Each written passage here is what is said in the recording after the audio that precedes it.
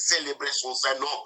Lui qui nous a ouvert les portes de 2024 pour entrer dans la joie et dans la paix. Et c'est celui-là qui veut encore nous donner des instructions sur comment marcher durant cette année, comment faire pour être dans son plan et comment faire pour recevoir sa bénédiction. Ce matin, je salue tout le monde. Je commence par le nord, le sud, l'est, l'ouest. Que la grâce de Dieu notre Père, l'amour manifesté par le Seigneur et Sauveur Jésus-Christ soit avec vous tous. Que mon Dieu vous bénisse. Nous allons prier pour écouter la parole de Dieu. Alléluia, alléluia. Père très saint, tu es digne de gloire, tu es digne d'adoration. Toi qui sièges dans les cieux, qui domines sur la terre. Toi qui nous as créés à ton image pour que nous puissions t'adorer et te servir. Éternel Dieu des armées, ce matin, nous sommes dans tes parvis pour célébrer ton grand nom, pour te dire que nous t'aimons, pour te dire que nous n'avons pas un autre si ce n'est que toi, le Dieu d'Israël, ce toi, le Dieu qui a marché avec son peuple, ce toi, le Dieu qui a accompli des prodiges et des miracles, ce toi que nous invoquons ce matin, Seigneur. Descends mon Dieu, descends mon roi, parle à nos cœurs et fais au-delà de ce que nous pensons et imaginons. Que toute la gloire te revienne. Au nom puissant de Jésus. Amen. Amen, amen, amen. Amen, amen, amen. Je veux voir vos amens pour commencer à enseigner, pour que je ne réalise pas que je suis seul. J'ai déjà vu les gens de Londres, avant même que je commence, ils m'ont donné déjà des amens. C'est pour dire que nous serons nombreux encore ce matin pour pouvoir partager la parole de Dieu. Je salue ceux qui sont en Norvège, je salue ceux qui sont en Suède, je salue ceux qui sont en Danemark et je salue ceux qui sont en Grèce, je salue ceux qui sont dans les îles au nom puissant de Jésus. Sans oublier mes frères et sœurs en Christ de l'Europe de l'Ouest. Merci. Ce matin, nous faisons la suite de notre enseignement de la fois passée. Souvenez-vous que j'avais introduit l'enseignement sur c'est la bénédiction de l'Éternel qui enrichit. Et nous avons tiré ça dans le livre de Proverbes au chapitre 10, le verset 22, où c'était écrit c'est la bénédiction de l'Éternel qui enrichit. Et les dimanches passés, nous nous sommes attardés à comprendre que si la bénédiction de l'Éternel t'enrichit, c'est que toute autre bénédiction que tu as, qui ne vient pas de Dieu, ne peut pas t'enrichir. Et nous sommes allés plus loin pour définir la bénédiction comme étant la bonne parole déclarée par Dieu ou mandatée de Dieu sur la vie de quelqu'un. C'est ainsi que nous avons défini la bénédiction, que c'était la bonne parole déclarée par Dieu ou par une personne mandatée par Dieu sur quelqu'un. Et nous avons vu les exemples de gens comme Dieu qui bénit Abraham. Nous avons vu comment Jacob a béni ses enfants. Nous avons compris aussi que la bénédiction de l'Éternel est plus forte que la malédiction. Que celui qui est béni par Dieu, c'est difficile que l'ennemi puisse le détruire facilement. Et cela nous a poussé à lire les textes de Balaam et Balak où le roi Balak a appelé le prophète Balaam pour maudire Israël.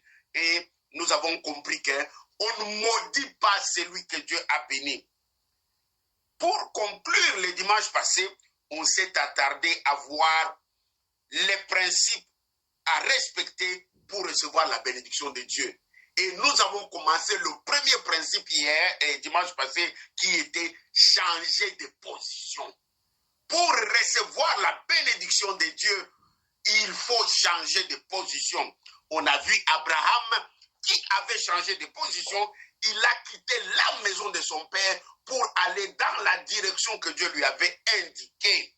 Et on a vu aussi Joseph, pour être béni, les circonstances ont fait qu'on puisse les vendre, mais c'était pour quitter la maison de son père et aller dans les lieux de la bénédiction.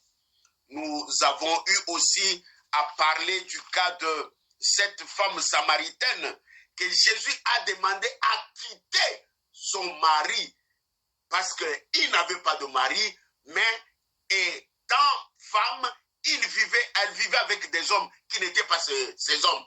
Alors Jésus lui a demandé de quitter ces hommes avant d'être béni. Pour conclure, le dimanche passé, il était question de tout quitter. Nous devons quitter tout ce qui nous empêche de recevoir la bénédiction. Voilà au moins un résumé pour ceux qui n'étaient pas avec nous. C'était le premier principe. Nous devons quitter. Nous devons changer de position. Deuxième principe pour recevoir la bénédiction de Dieu, ce matin, nous allons parler de la foi agissante. La foi agissante. Abraham n'a pas seulement quitté, mais Abraham a aussi engagé sa foi. Nous lirons dans Genèse 12, le verset 4. La Bible dit ceci, la partie A. Genèse 12, le verset 4, la partie A. Abraham partit comme l'Éternel lui avait dit. Je m'arrête là. Abraham partit comme l'Éternel le lui avait dit. Souvenez-vous que premier pas, c'était de quitter, changer de position. On lui a dit de quitter la maison de son père, quitter la maison de sa mère, quitter sa patrie, laisser tout, aller dans la direction que Dieu lui avait indiquée. Aller dans les lieux où Dieu voulait qu'il soit afin de recevoir sa bénédiction. Le verset 4 du chapitre 12 affirme que Abraham partit comme l'Éternel lui avait dit. Chers frères et sœurs, ce matin nous abordons le deuxième principe de la bénédiction de l'Éternel, qui est la foi agissante. Le deuxième principe pour que la bénédiction de Dieu qui enrichit, qui n'est accompagnée d'aucun chagrin, trouve sa place dans ta vie, tu dois avoir la foi agissante. En examinant les Écritures, nous voyons que Abraham est parti sans poser de questions. Il ne s'est pas posé de questions. Quand tu as dit de partir, la Bible dit qu'il est parti sans se poser de questions. Parce qu'il avait la foi dans la parole qui était prononcée par Dieu. Donc, quand tu lui as dit de partir, il pouvait dire, mais je vais partir, je ne connais pas les lieux, et qu'est-ce que tu me rassures que là-bas je serai bien? Pourquoi ici j'ai de la famille? Abraham n'a pas posé de questions. Abraham n'a pas douté. Abraham ne s'est pas inquiété. Parce que la parole qu'il avait entendue, la déclaration qu'il avait reçue venait de Dieu. Abraham partit sans se poser de questions. Abraham partit dans la direction que Dieu lui avait donnée. Bien-aimé, c'est ce que moi j'appelle ce matin la foi agissante. C'est ce que j'appelle ce matin la foi agissante. Tu peux changer de position, mais si tu n'as pas la foi agissante, la bénédiction de Dieu ne t'atteindra pas. Ça, je te l'affirme. Je te prépare déjà pour 2024. C'est la bénédiction de Dieu qui enrichit. Et nous avons vu le premier principe. Il faut changer de position. Le deuxième principe, il faut une foi agissante. C'est quoi la foi agissante?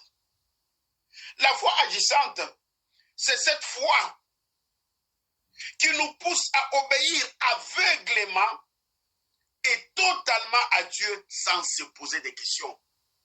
Je me répète, la foi agissante, c'est cette foi qui nous pousse à obéir aveuglément et totalement à Dieu sans nous poser ou sans se poser des questions.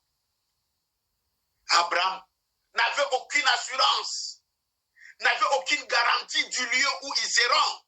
Mais parce que Dieu a dit, ce n'est pas son père qui a dit, ce n'est pas son oncle qui a dit, ce n'est pas un pasteur qui a dit, mais c'est Dieu. Parce que c'est Dieu qui a parlé, Abraham a cru. Abraham Abraham s'est accroché à cette parole parce qu'il connaissait qui était Dieu.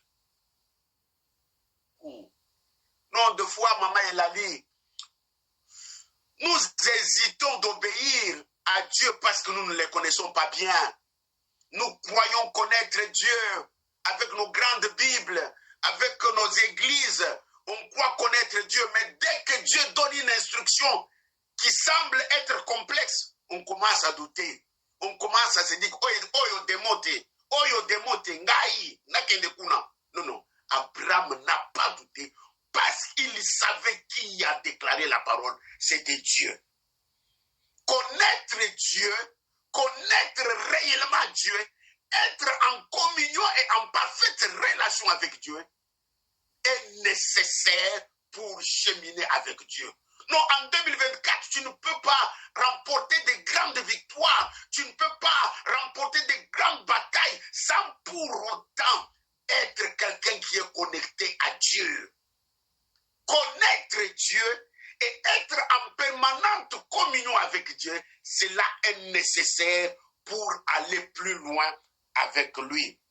Non, chers amis, chers frères et sœurs, c'est ce même Abraham, au chapitre 22 de Genèse, versets 1 à 13, où on nous relate l'histoire où, non pas seulement qu'il est parti sans poser de questions, sans savoir où il allait, mais chapitre 22 nous parle aussi, Dieu lui apparaît et lui dit que sacrifie-moi ton fils, donne-moi ton fils, et il ajoute ton unique. Non, Abraham n'avait que Isaac comme fils. Abraham n'avait que Isaac comme le seul enfant. Et Isaac même est venu dans des conditions très difficiles que vous connaissez. Mais c'est ce même Isaac-là que Dieu réclame.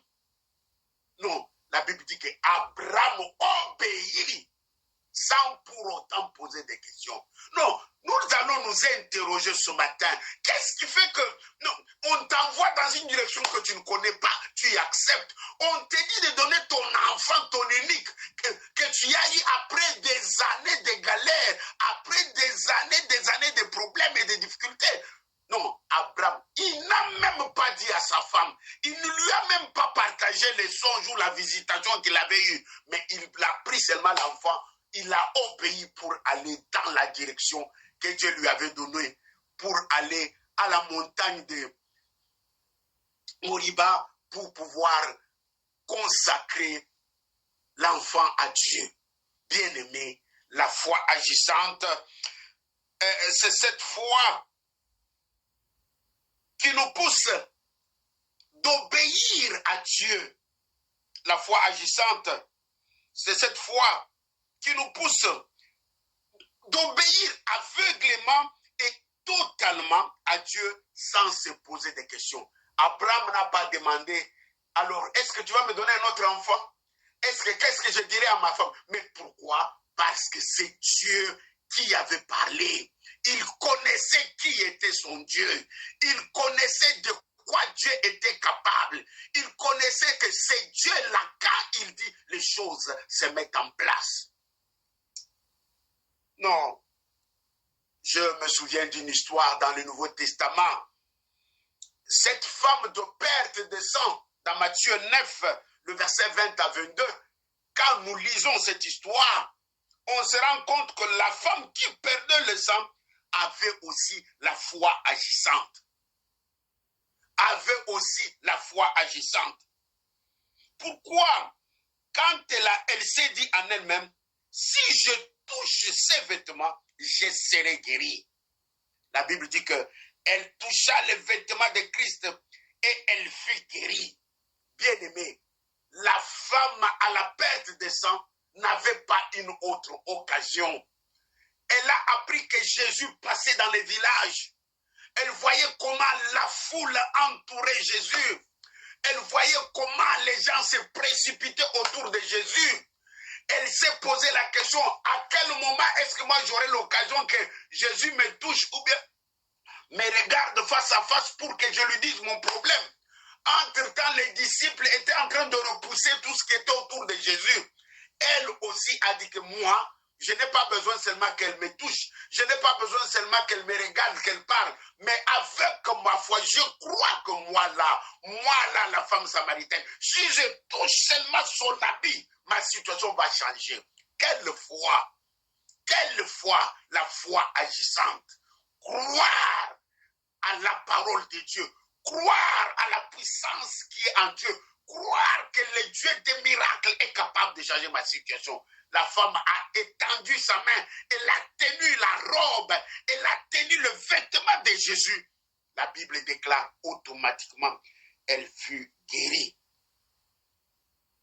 Ce matin, sur base de ce que je viens d'exposer, la foi agissante fonctionne aussi sur base de paroles que nous commandons. La foi agissante fonctionne aussi sur base des paroles que nous commandons. Cette femme a commandé, elle s'est dit, moi là, je ne peux pas rater cette chance. Moi là, je ne peux pas rater cette opportunité. On ne sait pas quand est-ce que Jésus passera encore dans ce village. Comme Jésus est là, je sais qu'il est Dieu, je sais qu'il guérit, je sais qu'il change. J'ai entendu qu'il ressuscite même les morts, mais dans mon cas là, je vais toucher sa robe. Non, la foi agissante, c'est aussi la foi basée sur la parole que nous commandons. Elle a décidé de toucher la robe de Jésus, elle l'a touchée et elle était guérie. N'est-ce pas 2 Corinthiens chapitre 4, 13 dit, j'ai cru, c'est pourquoi je parlais. J'ai cru, c'est pourquoi je parlais. C'est que moi je déclare, en croyant, cela va s'accomplir. C'est que moi je crois et que je déclare dans ma bouche, cela s'accomplit. Cette femme avait cru dans son cœur que moi là, si je touche la robe de Jésus, ma situation va changer. J'ai cru. C'est pourquoi je parlais. Et quand elle a agi, sa situation a changé. Bien-aimés, ce matin, il s'agit de la foi agissante comme deuxième principe pour recevoir la bénédiction de Dieu qui enrichit. La Bible me donne encore plusieurs exemples de quelqu'un qui a cru, il a déclaré et les choses se sont accomplies. La femme samaritaine a cru. Et elle a déclaré, elle a agi, elle a touché et les choses ont changé. J'ai cru. C'est pourquoi je parlais. J'ai cru. C'est pourquoi j'ai agi.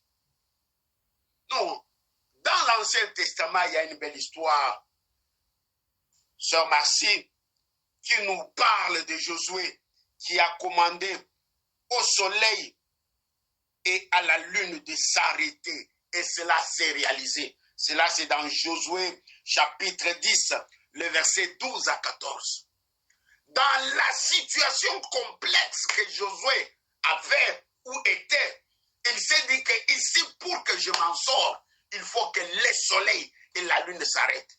La Bible dit que Josué, sachant de qui il est le serviteur, Josué, sachant comment son Dieu agit, Josué sachant qui est derrière lui. Non, Josué a déclaré la parole. Il a confessé la parole. Et la Bible dit, j'ai cru.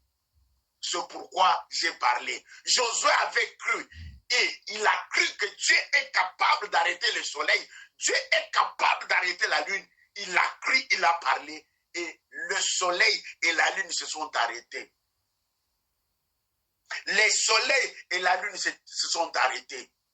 Ce matin, je suis en train de t'aider à comprendre que tu dois avoir une foi agissante. Ce que tu crois, tu dois le déclarer pour que cela prenne la forme physique. Tu ne dois pas croire pour croire, mais tu dois être en communion, en relation, en intimité avec Dieu. Croire à la puissance et à la grandeur de Dieu et déclarer les choses que ton cœur croit. Et je suis certain que Dieu va agir. Non, il n'y a pas seulement que Josué. La Bible nous dit dans le livre de 1 Roi chapitre 17, le verset 1, nous parle du prophète Élie qui a ordonné à la pluie de ne pas tomber avant 3 ans et demi. Élie a ordonné à la pluie de ne pas tomber avant 3 ans et demi.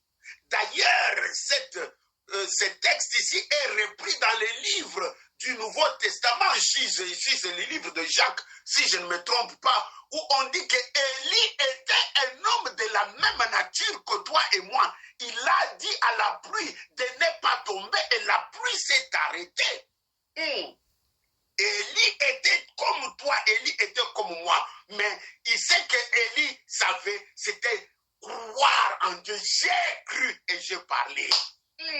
Ce matin, j'ai cru et j'ai parlé. J'ai cru et j'ai agi. Non, dans ta situation, dans ton problème, dans les difficultés que tu as, dans ce que tu traverseras, crois à Dieu, crois et déclare, le Seigneur va honorer ta foi. Des fois, le Seigneur n'honore pas notre foi. Pourquoi? Parce que nous croyons des lèvres, nous récitons les versets des lèvres, mais dans nos cœurs, il n'y a aucune semence de foi. Nous récitons les versets de la bouche, mais dans nos cœurs, non, nous récitons les logos, mais nous n'avons pas les rémants pour que le Seigneur entre en action.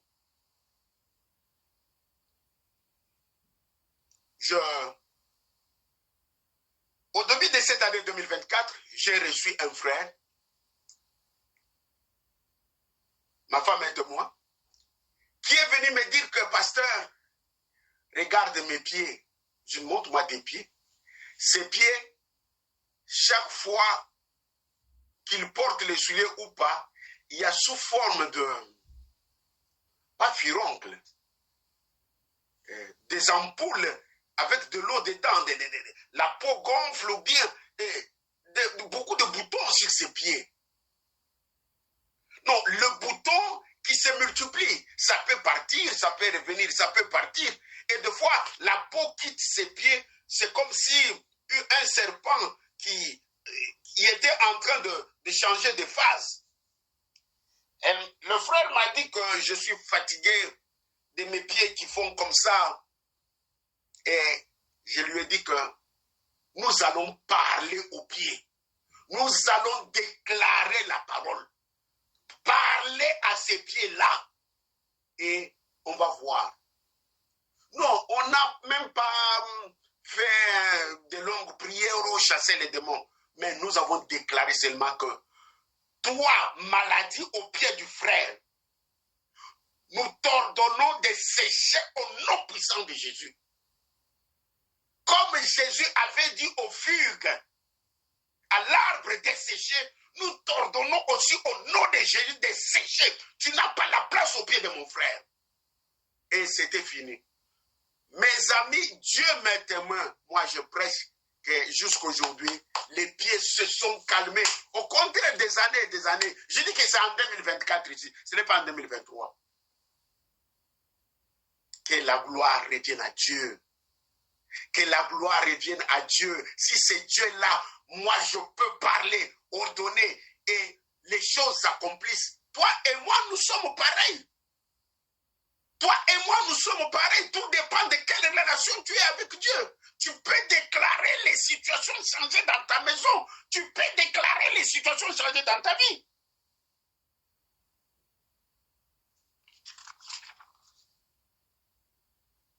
Avant de m'arrêter ce matin, je vais partager avec vous les effets spectaculaires de la foi agissante dans la vie du chrétien. J'ai parlé ce matin, le titre c'est la foi agissante. J'ai donné la définition, mais je termine par les effets spectaculaires de la foi agissante dans la vie du chrétien. Laissez-moi un peu écrire quelque chose qui vient dans mon cœur. Des fois, quand j'enseigne moi-même, Dieu me parle, j'ajoute un peu quelques phrases ici pour que je n'oublie pas. C'est pour moi une bénédiction. Donnez-moi des secondes, je suis en train d'écrire. Alléluia. Les effets spectaculaires de la foi agissante dans la vie du chrétien. Laisse-moi te dire ce matin que la vraie foi agissante en Dieu est puissante. La vraie foi agissante en Dieu est puissante. Je t'ai donné des exemples bibliques.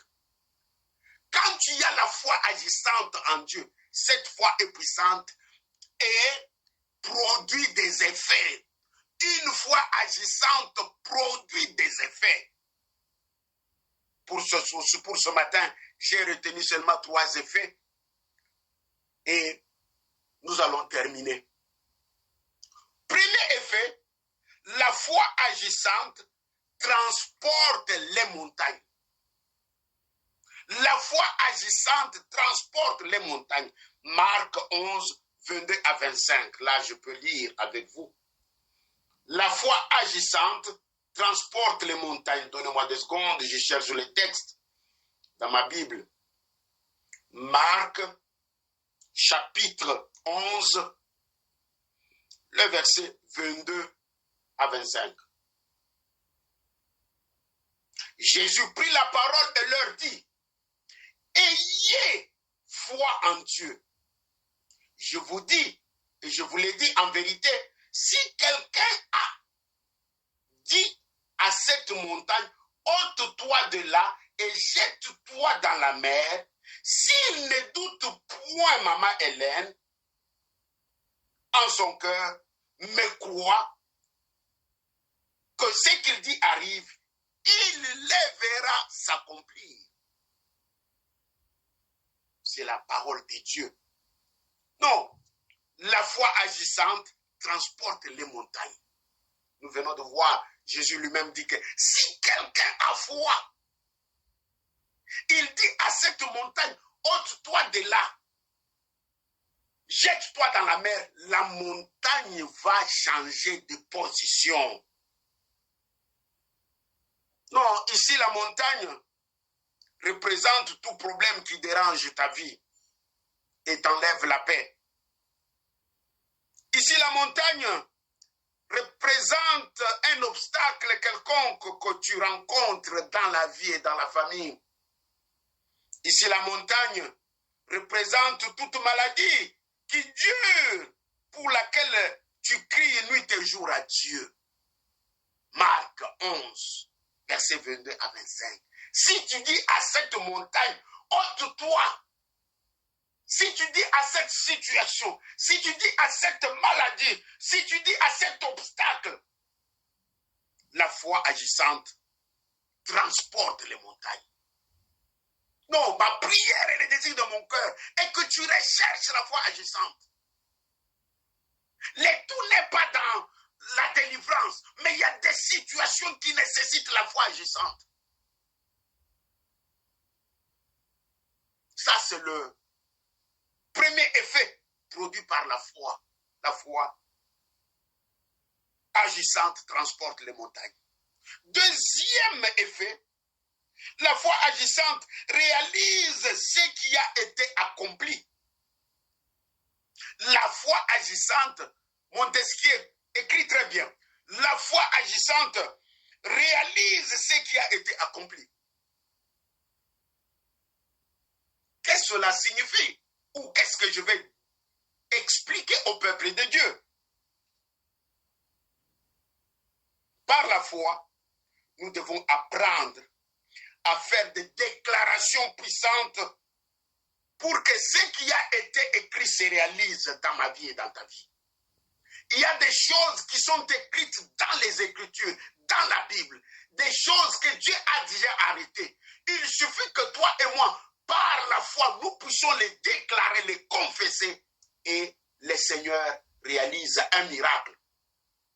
La foi agissante réalise ce qui a été accompli. Je vais lire Matthieu 8, le verset 17. Nous sommes dans le Nouveau Testament, dans le livre de Matthieu 8, le verset 17. La Bible nous dit ceci. Afin que s'accomplisse ce qui avait été annoncé par Ésaïe le prophète, il a pris nos infirmités, il s'est chargé de nos maladies. Je peux m'arrêter là. Souvenez-vous de ce texte d'Ésaïe 53, le verset 4. je peux encore les lire pour que nous puissions être sur le même niveau, même diapason. Ésaïe chapitre 53, le verset 4.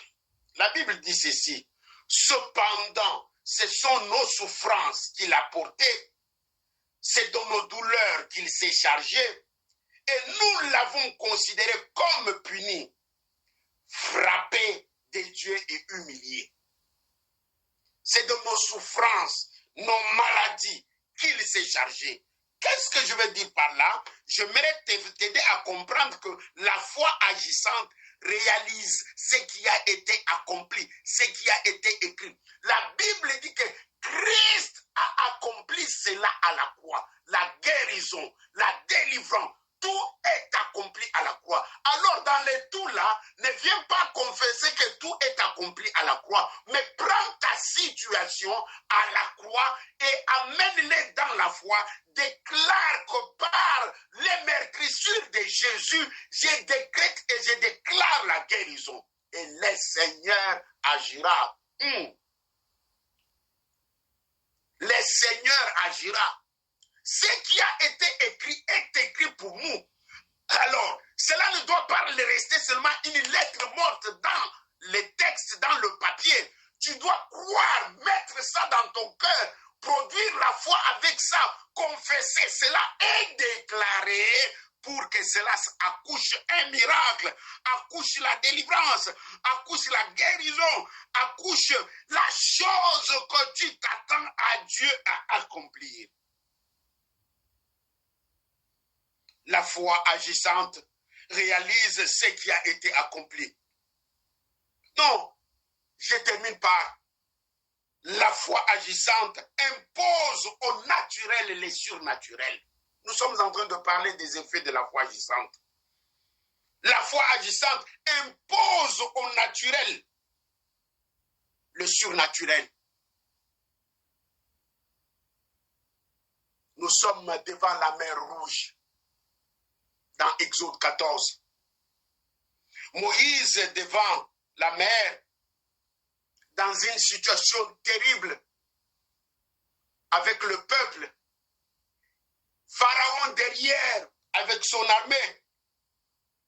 Dieu va apprendre à Moïse c'est quoi la foi agissante. Dieu va apprendre à Moïse, parce que Moïse ne connaissait pas encore la foi agissante. C'est là, à l'école de la mer Rouge, qu'il a appris la leçon de la foi agissante. Non, il était prévu que l'armée de Pharaon écrase Israël devant la mer Rouge. Parce que comment on va traverser une mer? Mes amis, moi, j'ai eu l'occasion de passer par la mer Rouge. Je vois, c'est tellement vaste. C'est tellement vaste. Et Pharaon, en train de suivre Moïse, Moïse arrive à la mer Rouge, il ne savait pas quoi faire. Il a crié à l'Éternel. Non, le Seigneur lui a dit de prendre sa canne et de poser sur la mer. De prendre sa canne, de poser sur la mer. Le naturel s'impose sur le surnaturel. Les surnaturels s'imposent sur les naturels. Non, la mer était naturelle, mais la canne était naturelle. Mais quand Moïse a cru en la parole de Dieu, parce que sans la parole de Dieu, la foi est nulle. Sans la parole de Dieu, sans le réma de Dieu, non, tu ne peux pas, ça devient une lettre morte. Tu peux réciter, ça ne produit rien. C'est Dieu qui lui a dit, c'est Dieu qui lui a donné cette instruction. Pose la canne. Non, la Bible dit que la mer s'était séparée en deux et Israël est passé en sec. La foi agissante impose au naturel le surnaturel.